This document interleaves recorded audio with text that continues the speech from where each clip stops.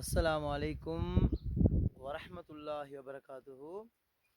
அன்பார்ந்தவர்களே, 2 துவா எங்களோட எல்லா தேவைகளும் நிறைவேறும். இந்த துவாவை ஓதிவிட்டு அல்லாஹ்விடத்தில் எதை கேட்டாலும் அல்லாஹ் நிச்சயமாக தருவான். அதற்காண்டி ஹராங்களை கேட்க வேண்டாம்.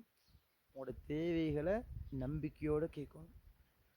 முதலாவது துவா, நபி ஸல்லல்லாஹு அலைஹி வஸல்லம் அவர்கள் பத்ர் யுத்தத்துக்கு போக முன்னால விடிய ஓதிய துவா, யா ஹய்யு யா கையூம் பிரஹ்மதிக அஸ்தகீஸ்.